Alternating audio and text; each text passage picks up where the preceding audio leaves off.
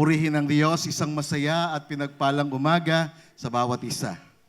Ang pagpapala ng Diyos ay patuloy na dumaloy sa inyong buhay ng masaganang, masagana. Amen? Can we give God the praise? Hallelujah. Of course, we always declare the blessing of the Lord to flows mightily in our lives abundantly. Amen? Praise the Lord. Maraming salamat po ngayong umaga. Purihin ang Panginoon. Thank you, Lord. Thank you for your presence. Thank you for the Word of God this morning. We love the Word of God. Amen? Sino sa inyo merong Biblia? Oh, I love the Bible. I love the Word of God. It gives me strength, energy, and positive outlook in life. That is why every day I read the Bible. I meditate the Word of God because the Word of God is our food. Amen? Man shall not live by bread alone, but by every words that comes from the mouth of God. Ang Biblia, salita ng Diyos. Amen? Kailangan natin yan. Kailangan natin sapagkat hindi tayo mabubuhay ay sa kalooban ng Diyos kung hindi tayo magme-meditate, mag-aaral ng Kanyang salita. At ang Biblia ay aklat ng pananampalataya. Faith comes by hearing and hearing of the Word of God. Last Sunday, I shared the law of faith, ang batas ng pananampalataya. And in the law of faith, we must comply and cooperate by faith. Take note mga kapatid, unbelief, lack of faith, and faithlessness violate the law of faith. Ang kawalan ng pananampalataya, kakulangan ng pananampalataya, ang pag-aalinlangan, ito ay nag-violate, umu-oppose dun sa law of faith, dun sa batas ng pananampalataya. Remember the word of God in Deuteronomy 32 verse 20, it says, "And God said, I will hide my face from them."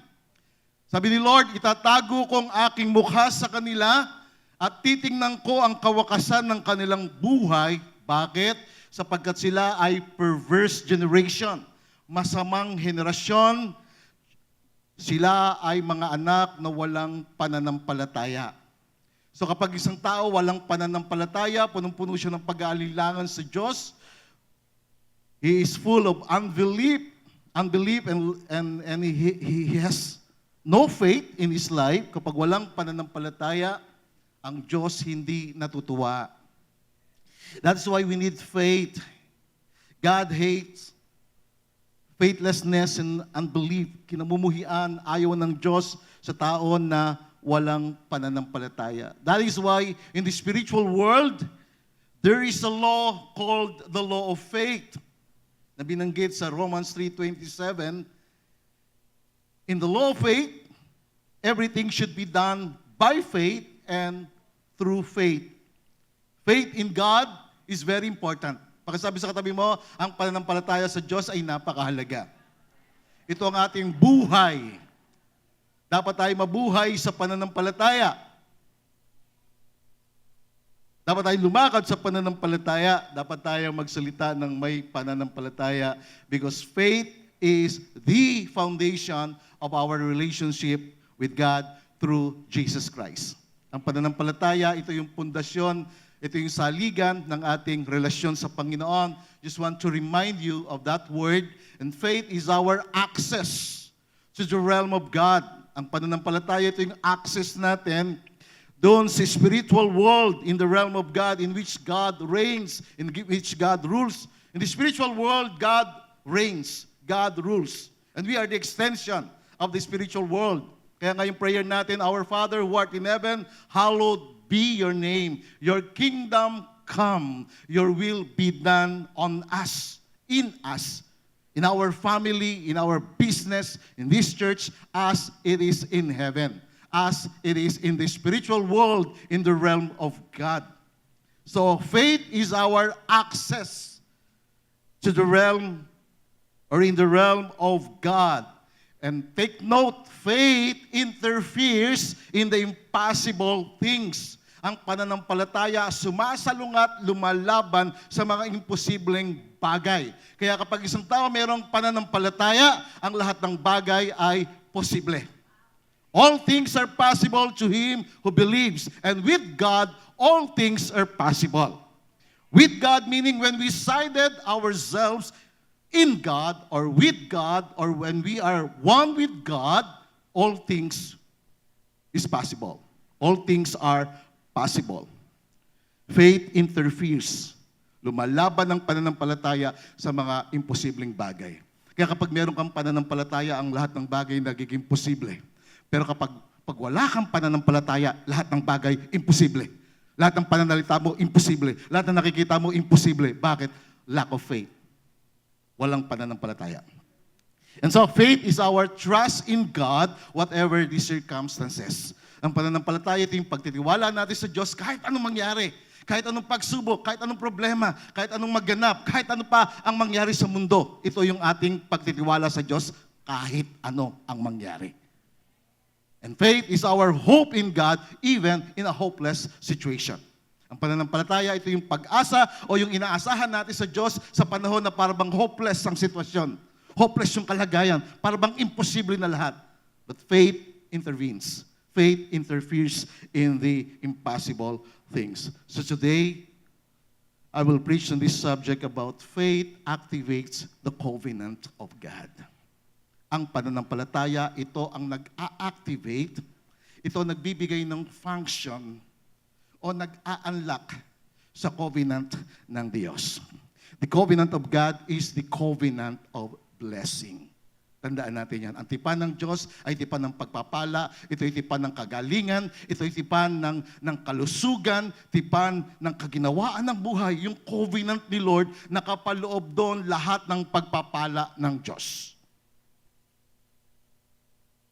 And that covenant binds us into an agreement and promise made by God. Doon sa covenant na yun, tayo ay nakatali ayon sa pananampalataya doon sa mga pangako ng Diyos.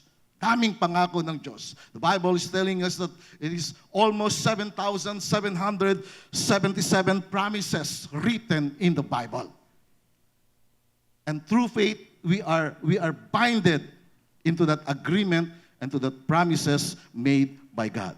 See, the covenant of God involves specific commitments and obligations on both sides. See, God will bless you. God will release to you, to us,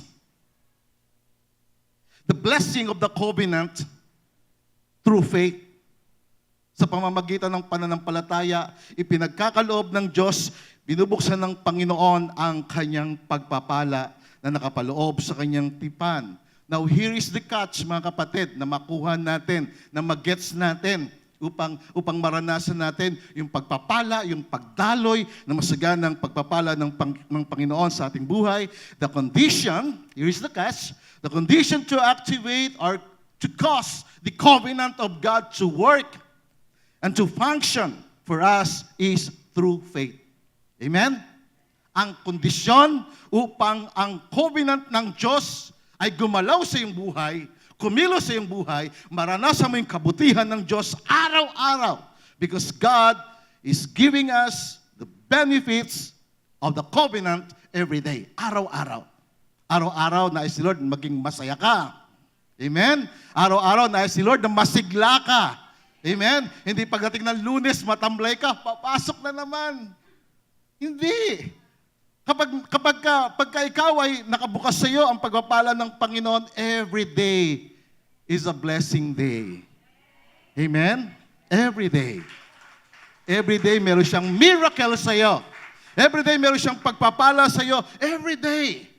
Kaya ang buhay kay Lord masaya. Amen? Ang buhay kay Lord masigla. Walang kalungkutan kay Lord.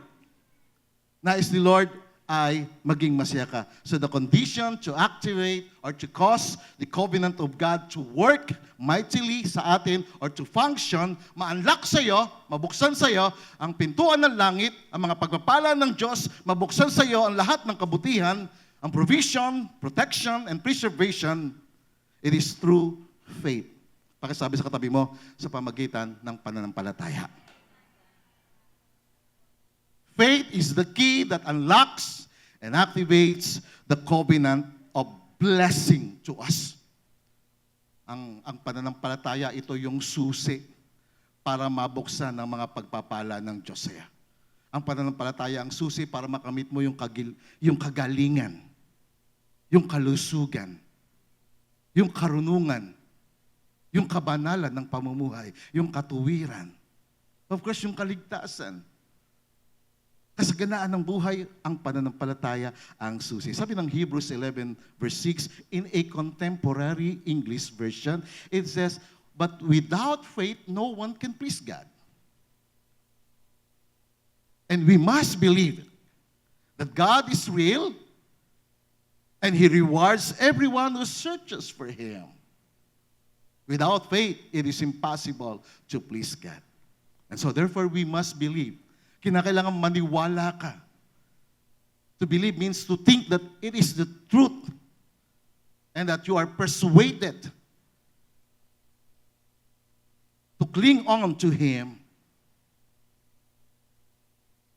and that God will reward those who searches for Him. By faith, we will please God. For without faith, no one can please God. Mga kapatid, faith is a spiritual law. Ang pananampalataya ay spiritual na batas at kautusan na ipinag-uutos ng Diyos sa kanyang mga anak na sumampalataya.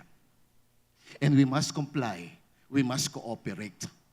Sa mundo natin, meron tayong batas. At dapat tayong mag-comply sa batas unless na mag-comply tayo, we will suffer the consequences of disobeying when we violate the law. Even in the spiritual world, even in our relationship with God, we must comply, we must cooperate in that law called faith. If we want to activate the covenant of God and experience His presence, His power, and the fulfillment of His promises in our lives, we must live by faith. We must walk by faith. We must speak by faith for us to operate and comply according to the spiritual law of faith. We need this, mga kapatid. Amen? Sabihin mo sa katabi mo, kailangan natin ito. Kung nais mong maranasan ang presensya ni Lord sa iyong buhay everyday, maranasan mo yung kanyang power everyday, maranasan mo yung kanyang mga pangako sa iyo everyday, because life in God is an everyday life. Amen? It is a lifestyle. Not just on Sunday, but Monday, Tuesday, Wednesday, Thursday, Friday, Saturday, and Sunday, 7 days a week, 24 hours a day, 365 days a year. And God wants us to please Him by living by faith and walking by faith, speaking by faith. So today the question is this, what must we do? Ano dapat natin gawin for us to activate, to unlock the covenant of God in our lives, sa ating buhay? Ano dapat natin gawin? Ano dapat mong gawin para mabuksan sa'yo? Talagang makasiguro ka. Sa buhay nito, dapat magsiguro tayo. Amen? Magsiguro ka na maranasan mong Diyos araw-araw. Because every day merong atake ang kaaway. Magsiguro ka na protected ka ni Lord. Na si Lord merong provision sa iyo. So what must we do? First, we must believe in the power of the word of Christ. For He is the surety of the covenant. Maniwala ka sa salita ni Kristo. Sapagkat si Kristo siya yung kasiguruhan ng tipan. Maniwala tayo sa kanyang salita. To activate the covenant of blessing, we must believe in the power of the word of Jesus. For Jesus is the surety of the covenant. Tingnan natin yan. Hebrews 7 verse 22. Sabi rito, ng Biblia, it says, by so much more, Jesus has become a surety of a better covenant. Si Jesucristo ang kasiguruhan. Siya yung katiyakan ng mas mainam na tipan. Si Jesucristo. And the word surety in that verse in Greek is engios. Engios, meaning He is the surety, He is the sponsor and the guarantee of the better covenant. We are under the covenant of God. And God is binded on His covenant.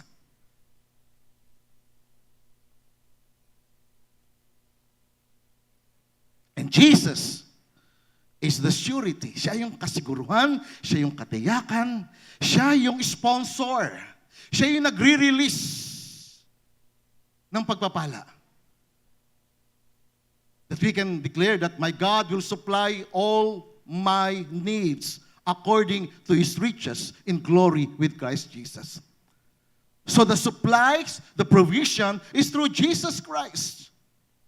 And we must believe in the Lord Jesus Christ. We must believe in His Word. Surety refers to a person who guarantees or takes responsibility for another person's obligation. Si Jesus yung naging katiyakan natin, yung naging kasiguruhan natin.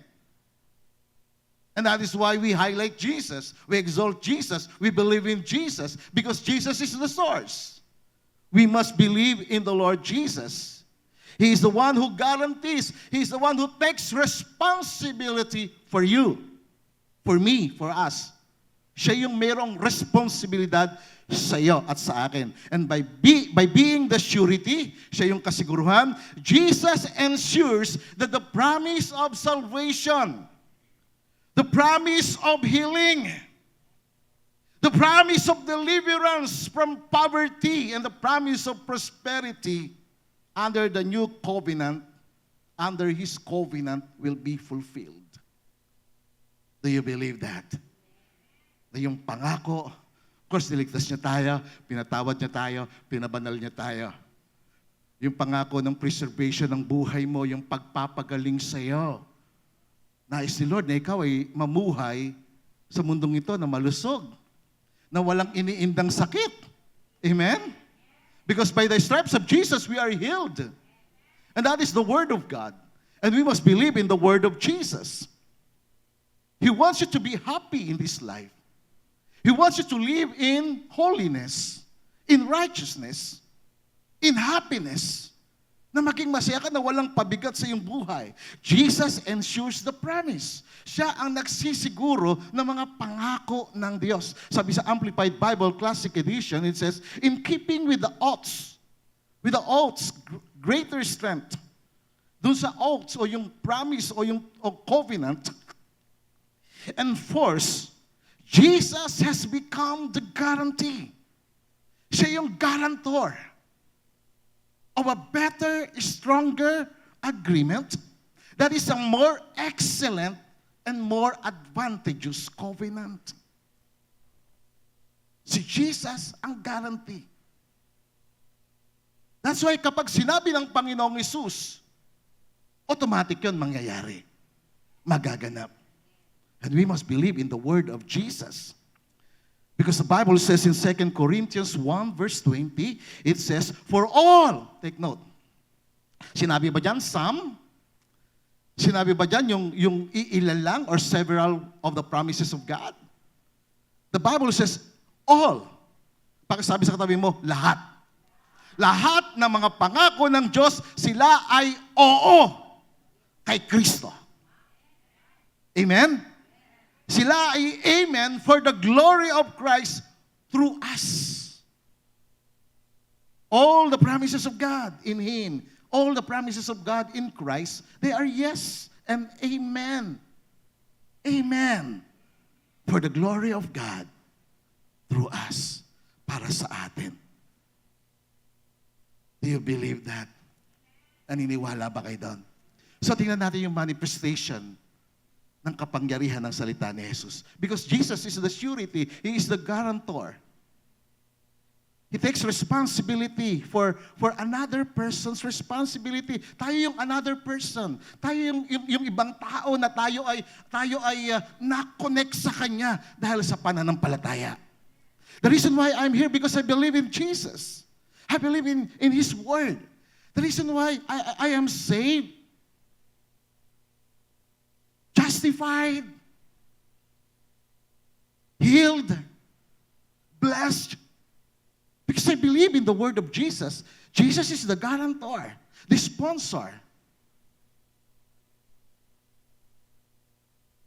And we must believe in His word because He is the guarantee. Tingnan natin yung example nun.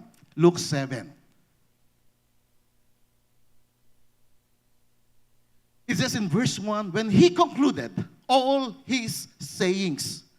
Nung matapos siya sa lahat ng kanyang mga salita. Lahat ng kanyang mga salita. In Luke chapter 6, no? Una may mga pinagaling siya. And then in Luke 6 na nag-share siya ng mga beatitudes, ng kanyang mga sayings, ng kanyang foundational teachings. And when Luke 7 verse 1 says, when He concluded all His sayings, nang nasabi niya na ang lahat ng kanyang mga panilita, in the hearing of the people, then He entered Capernaum. Capernaum is the place where He showed, demonstrated His miracles because may mga taong sumampalataya doon. It says in verse 2, a certain centurion, merong isang centurion na ang kanyang servant ay merong sakit at mahal niya itong alaga niya. Mahal niya itong katulong niya na kasama niya sa bahay na may sakit at malapit na mamatay.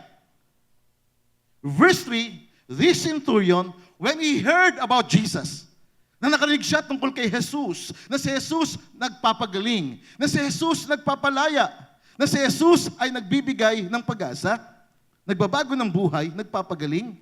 When he heard about Jesus, he sent elders of the Jews to him, pleading with him to come and heal his servant. Nagpadala siya ng kanyang mga kaibigan, ng mga Hudyo, ng mga elders doon sa synagogue para sabihan si Jesus na pagalingin ang kanyang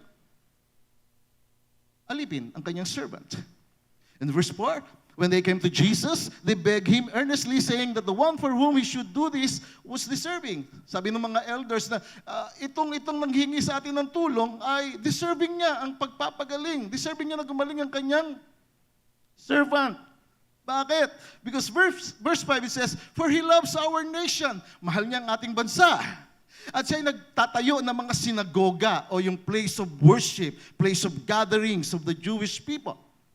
And verse 6, then Jesus went with them. Ang Panginoong Isus sumama sa kanya. And He was already not far from the house. Nung malayo pa lang siya doon sa bahay, the centurion sent friends to him. Ang centurion ay nagpadala ng kanyang mga kaibigan sa kanya na sinasabi, Lord, do not trouble yourself. Lord, huwag mo nang abalahin ang iyong sarili, sabi niya. Sapagkat hindi ako karapat-dapat na pumasok ka sa aking bahay. Na pumasok ka sa ilalim ng aking bubungan. And he said the word. He believed in the word of Jesus. He believed in Jesus because Jesus is the surety, the guarantor, the sponsor of the better covenant. Therefore, he said his word, I did not even think myself worthy to come to you. But he said the word, but say the word. Just say the word. Sabihin mo lang yung salita. And my servant will be healed. Just say the word. Remember in verse 1, when he concluded all his sayings, umalis si Jesus doon na wala siyang pinagaling. And he came to Capernaum. At doon sa Capernaum, merong isang centurion na ang centurion na ito, naniniwala siya kay Jesus. Naniniwala siya na yung salita ni Jesus ay yes and amen. Just say the word. Remember si Peter? Nung sinabi kay Jesus, sabi niya, Panginoon, kung ikaw yan, utusan mo ko na lumapit sa'yo. And Jesus uttered one word. He said, come. When Peter heard that word come, then Peter began to walk on the water. There is power in the word of Jesus. There's power in His word. Now the phrase, say the word in Greek is epilogon or epilogos, which means decree. The word of Jesus is a decree. The word of a king is a law. Ang salita ng hari ay batas na dapat sundin ng lahat. When the centurion said, say the word, in reality, he said, decree the word of healing. Say the word of healing. Speak the word of healing. Declare the message of healing, and my servant will be healed. Just believe in the word. Bakit siya naniwala doon sa salita? Because in verse 8, sabi niya, for I also am a man placed under authority, having soldiers under me, and I say to one, go, and he goes, and to another, come, and he comes, and to my servant, do this, and he does it. He knew the meaning of authority. Na kapag ang isang tao sumunod doon sa salita, may nangyayari. May kapangyarihan sa pagsunod sa salita. When Jesus heard these things, verse 9, he marveled at him and turned around and said to the crowd, sabi niya, sa mga taong sumusunod sa kanya, siya'y naggalak sa kanyang kalooban, siya'y namangha sa kanyang narinig, at kanyang sinabi, I say to you, I have not found such great faith, not even in Israel. Faith unlocks the blessing of the covenant. Faith pleases God. Without faith, no one can please God. It is faith that makes God smile. Pananampalataya ang nagbigay ng kagalingan. Naintindihan niya yung authority, naintindihan niya yung batas, naintindihan niya yung law of faith. In the law of faith, everything must be done by faith and through faith. Jesus commended him, saying, I have not found such great faith, not even in Israel. Pinagmalaki siya ng Panginoon. And those who were sent, returning to the house, they found the servant well who had been sick. Amen? Nakita nila yung servant na pinagaling dahil may isang lalaki na namagitan para sa kanya na sumampalataya sa Panginoon. May kagalingan dahil mayroong pananampalataya. Can we give God the praise?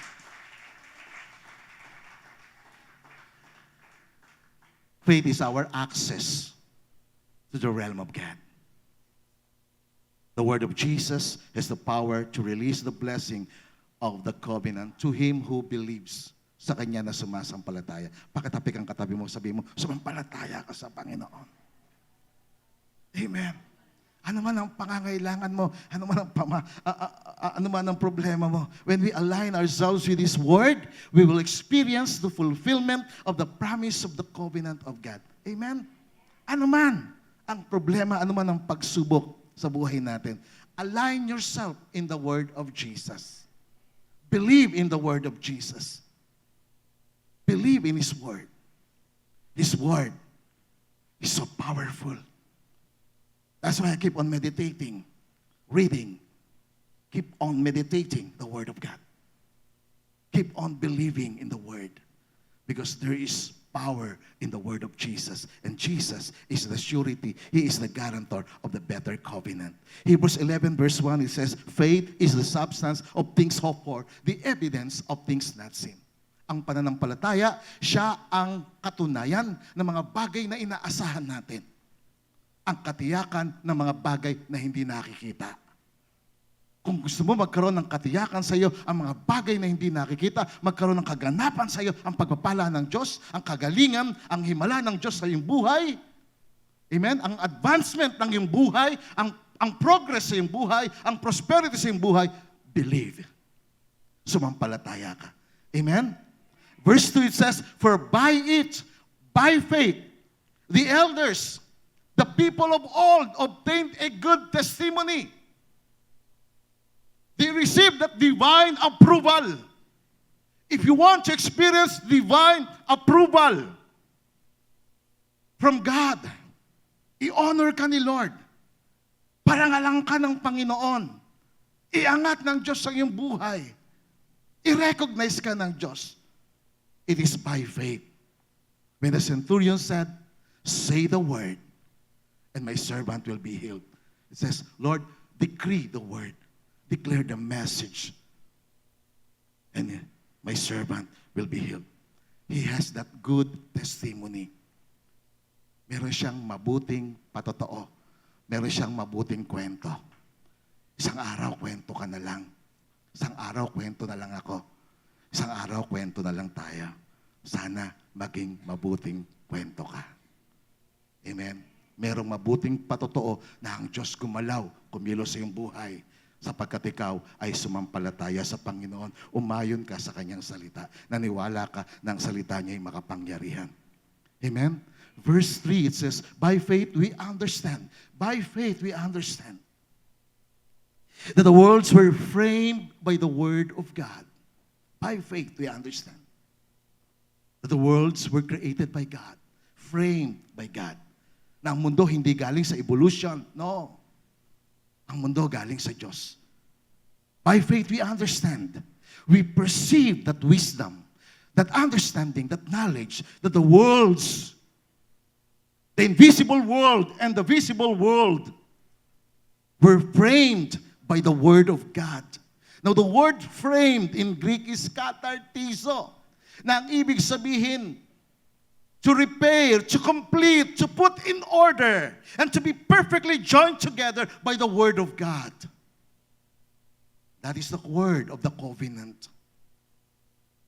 It is the Word of God that will repair your life. It is the Word of God that will complete your life. It is the Word of God that will perfectly join you together with God. It is the Word of God that repairs the world. Ang salita ng Diyos, siya yung nagre-repair ng mundo. Ang salita ng Diyos, siya ang nagkukumpleto ng mundo.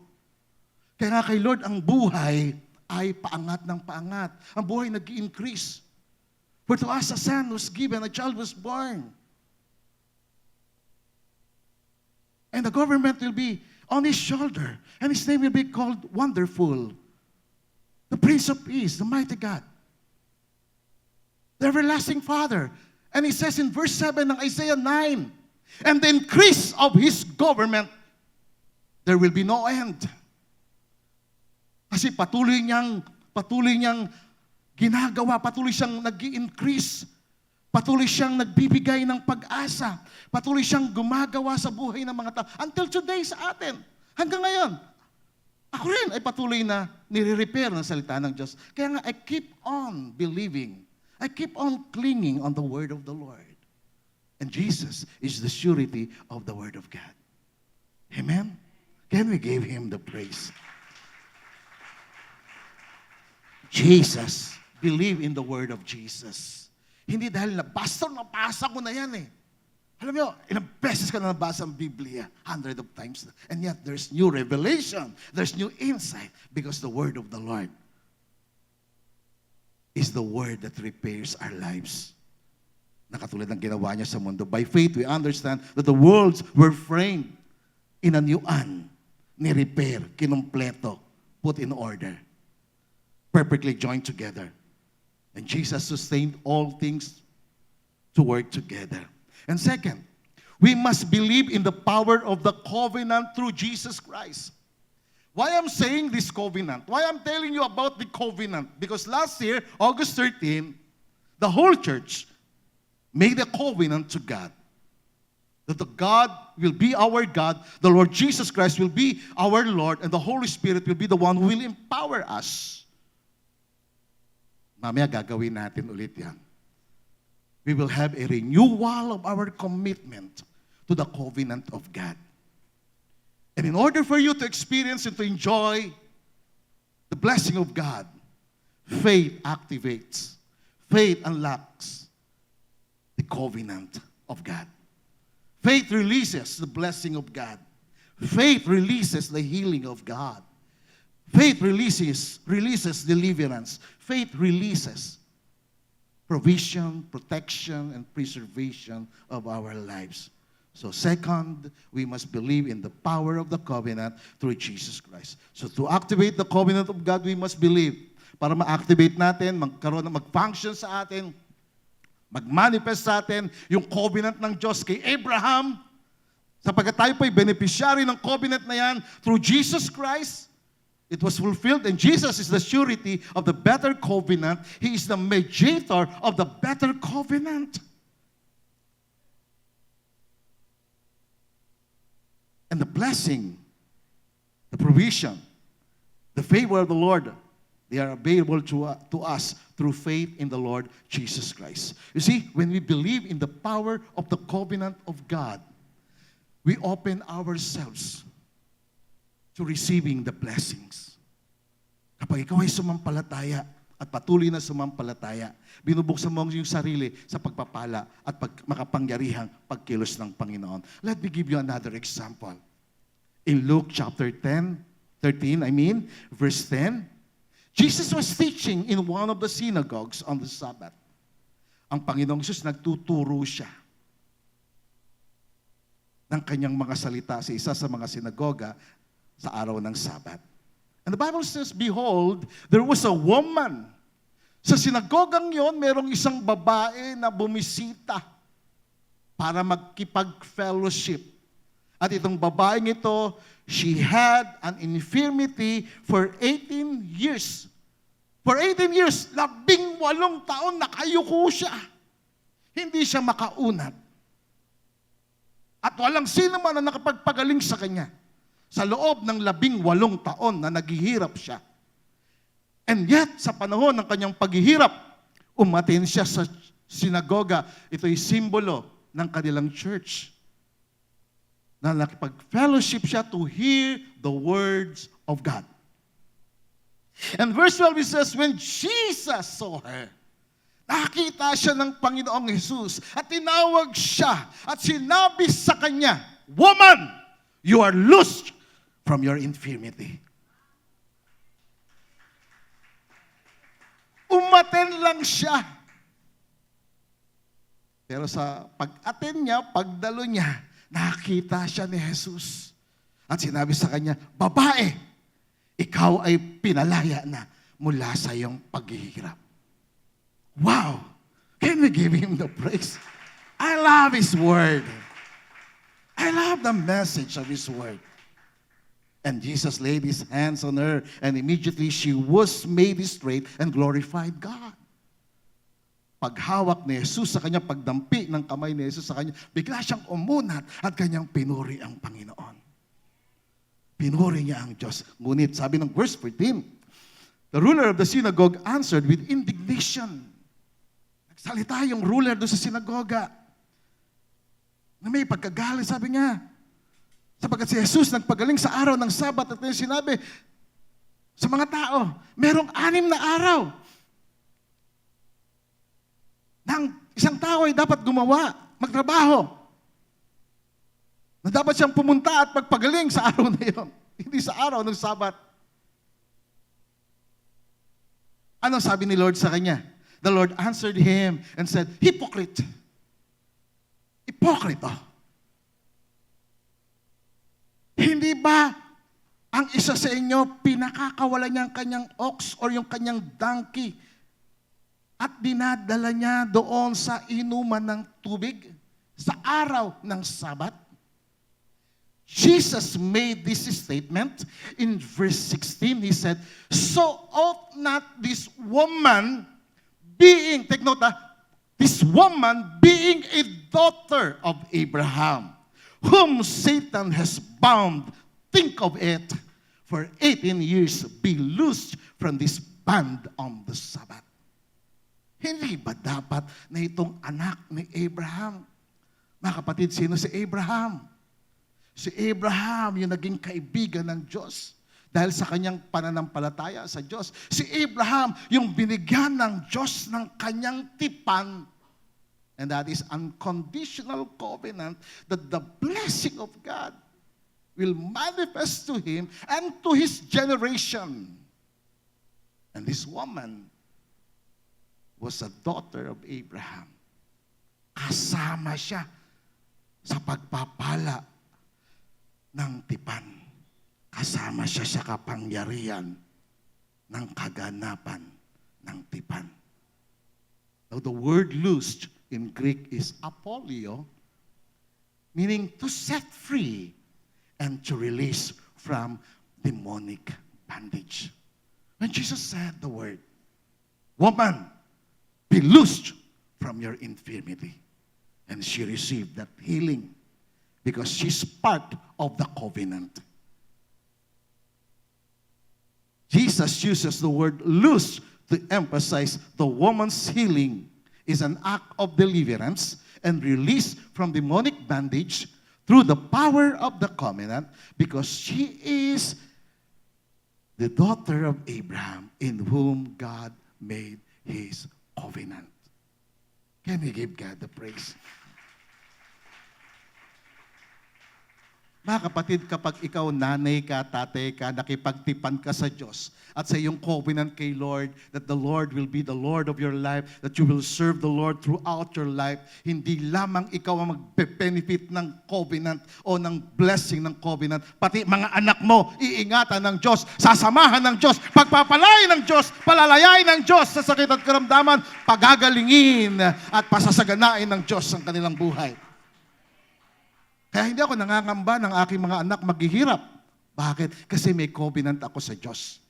At sa covenant na yon, kasama sila sa pagpapala ng Diyos. Sa covenant mo sa Diyos, kasama ang mga anak mo at mga apo mo sa pagpapala ng Diyos. Amen? Verse 17, when he said these things, it says, all his adversaries were put to shame. Lahat ng kanyang mga kaaway napahiya. And he says, all the multitude rejoices for all the glorious things that were done by Jesus. Can we give him the praise? Romans 10 verse 17, it says, faith comes by hearing, and hearing by the word of God. Ang pananampalataya patuloy na lumalago sa pamagitan ng pakikinig at pakikinig ng salita ng Diyos. That's why I preach faith, for you to increase in faith, for you to grow in faith. Hearing and hearing by the word of the covenant. The Bible is the covenant of God. The Bible is the word of God. Salita ito ng Diyos. Hindi tayo naniniwala sa sinasabi ng iba na may portion lang dito na salita ng Diyos. Hindi po. Ang buong Biblia, from Genesis to Revelation, salita ng Diyos, covenant ng Diyos sa mga sumasampalataya sa Kanya. At nakapaloob dyan ang pagpapala ng Panginoon. All the promises of God, they are yes and amen.